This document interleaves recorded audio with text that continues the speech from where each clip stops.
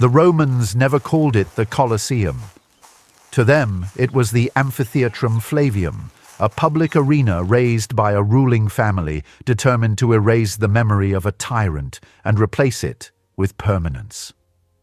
The name Colosseum emerged centuries later, drawn from a colossal statue of Nero that once towered nearby. The statue vanished, the empire collapsed, but the building remained, not because it was admired, but because it was engineered to endure. To understand the building, you must understand the ground beneath it. This valley was once stolen land. After the Great Fire of Rome, Emperor Nero seized the heart of the city for himself. He built the Domus Aurea, a private paradise of artificial lakes and marble halls, barring the people from their own capital. When Nero fell, Rome demanded restitution. Emperor Vespasian, a pragmatic soldier, did not just build a monument, he performed an act of political healing. He drained the tyrant's private lake, he scrubbed away the luxury, and right where an emperor once played, he built a house where the public could sit. It was not just built in Rome, it was built for Rome. Construction began around 72 AD. Vespasian was a practical soldier emperor. He had little interest in luxury, but a profound understanding of power. The project was financed by the spoils of war, gold and silver ripped from the temples of Jerusalem during the brutal Eastern campaigns. But Vespasian would not live to see his vision realized. That honor fell to his son Titus, who inaugurated the arena in 80 AD. Later, his brother Domitian would dig deep to expand the world beneath the floor. 3 emperors, 1 structure, each adding a layer to its purpose and its complexity. Before a single stone was cut, Roman surveyors walked onto the waterlogged earth and turned chaos into geometry. Using simple chords, stakes, and sighting instruments, they traced a perfect elliptical boundary, nearly 190 meters long. This shape was not an artistic choice. It was a machine. An ellipse allowed for maximum visibility and the fluid movement of crowds, critical for a vessel designed to hold 50,000 souls. Precision came first. The monument followed. The engineering challenge was immense. The soil was treacherous, still soft from Nero's drained lake. To conquer it, engineers dug deep, packing the earth with over 12 meters of opus caementitium, Roman concrete. This was no ordinary mixture. Combining lime, stone, and volcanic ash, Roman concrete does not just dry, it creates a chemical bond that grows stronger over centuries. The Colosseum's true strength lies not in the arches we see today, but in the concrete buried beneath our feet. The Colosseum is a triumph of engineering, but it is also a graveyard of effort.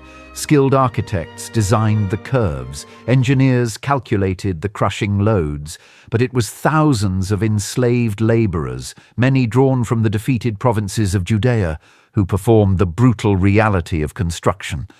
They hauled, they lifted, they dug. Every block of stone is a testament to Roman glory and a reminder of the empire's human cost. The walls of the Colosseum did not begin in Rome. They began 20 miles away in the scorched, sulphurous hills of Tivoli, ancient Tibur. Here lay the vast deposits of travertine, a sedimentary limestone formed by mineral springs. It is a stone chosen for its ability to bear immense loads and its stark, white beauty. But extracting it was a monumental task. Workers used a technique called plug and feather, driving iron wedges into the rock to split it away from the cliff face. These were not small bricks. The largest blocks weighed nearly 5 tons. It was mass production on a scale the ancient world had never seen. The quarries at Albulae became a scene of constant, deafening industry, operating from dawn until dusk. Stones were extracted, roughly shaped into cubes and marked with letters and numbers, part of a sophisticated logistical system ensuring that every piece had a specific destination before it even left the ground. This was the first step in a supply chain that would consume over 100,000 cubic meters of stone. The journey from the quarry to the city centre was slow, relentless, and a logistical nightmare. To transport the travertine, the Romans built a dedicated road, the Via Tiburtina, which was widened and heavily reinforced to withstand the crushing traffic. Day after day, unbroken lines of heavy-duty carts, pulled by teams of oxen, groaned toward the capital. But roads alone were not enough.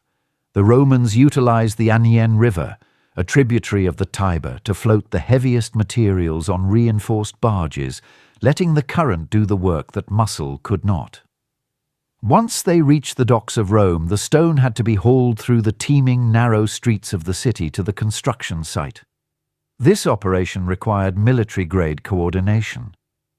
Rome's infrastructure, its network of paved roads, its stone bridges, its river ports, turned the impossible into the routine.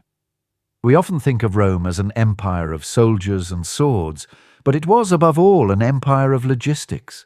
At the construction site, the skyline was dominated by wooden cranes, skeletal towers rising above the dust and noise. These machines, known as polyspastos, were powered by human muscle. Men walked inside massive wooden tread wheels, converting their body weight into lifting power. As the wheels turned, ropes tightened through complex pulley systems, magnifying the force and allowing a handful of men to lift tons of rock.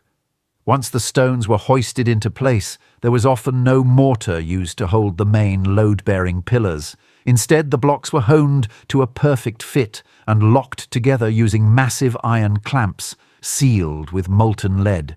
These clamps effectively stapled the building together, relying on gravity and absolute precision to stand.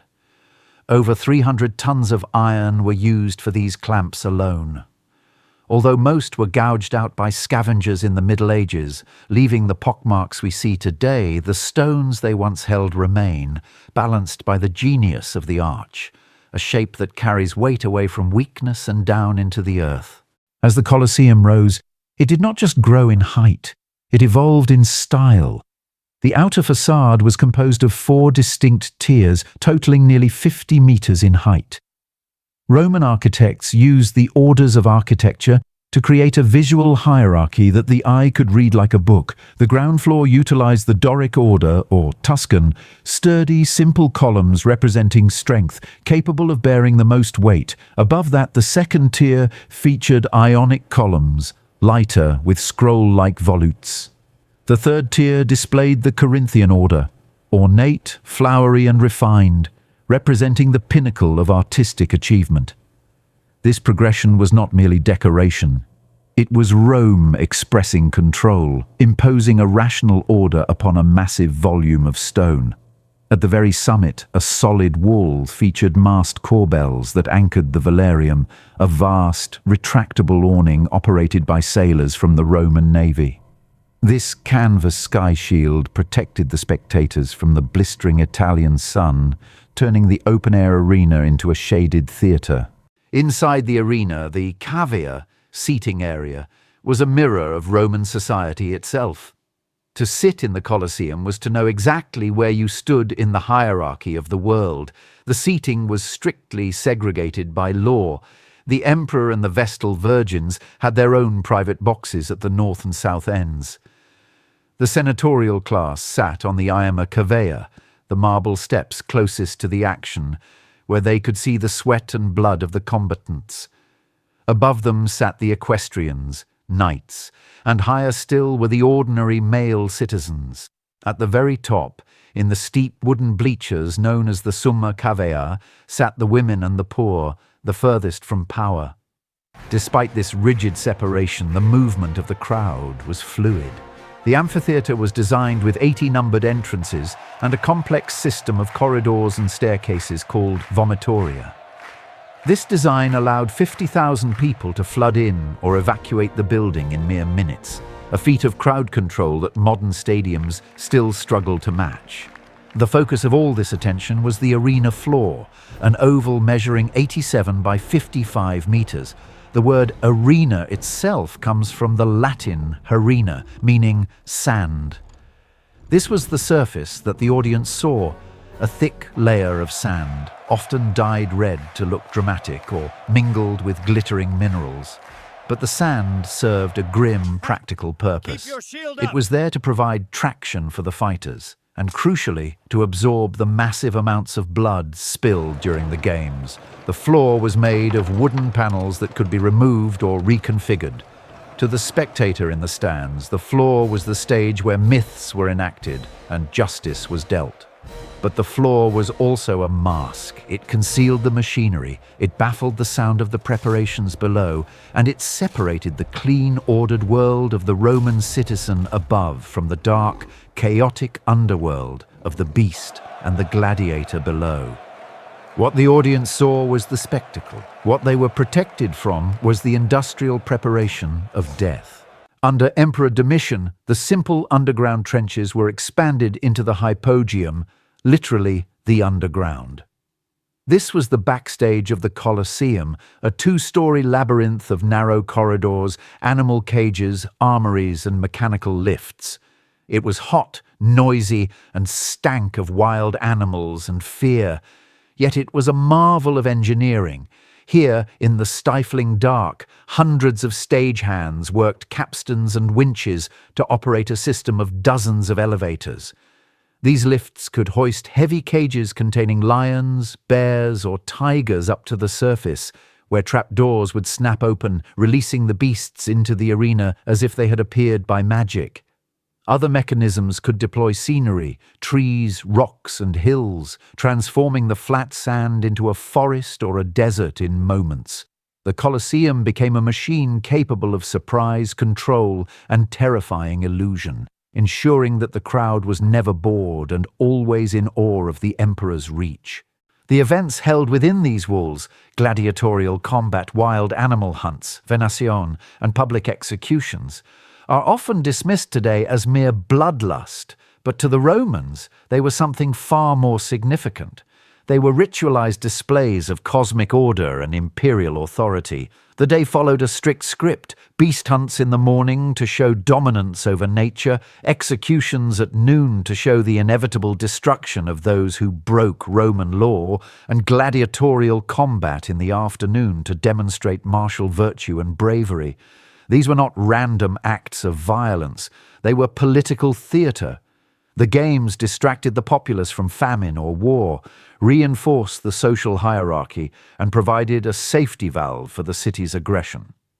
The message broadcast to the 50,000 spectators was clear and uncompromising. Rome controlled the wild. Rome controlled the barbarian. Rome held the power of life and death in its fist. It was propaganda written in blood. History is unkind to the works of man. Empires fall. Bronze is melted down for weapons. Marble is stripped to build churches and palaces. The Colosseum itself was used as a quarry for centuries. Its stones helped build St. Peter's Basilica and the Palazzo Venezia. Earthquakes have shaken these walls for 2,000 years, shattering the southern side, and yet the Colosseum endures. It stands not because of the myths attached to it, nor the legends of martyrs. It stands because the Roman engineers understood a timeless truth. They did not just pile stone upon stone, they mastered the materials, they respected the geometry of the arch, and they understood the flow of forces and human movement. The Colosseum is a survivor. It is a hollowed-out skull of an empire, staring blankly at the modern world. A reminder that if you build with absolute conviction and engineering mastery, you can create something that outlives the gods, the emperors, and the power that created it.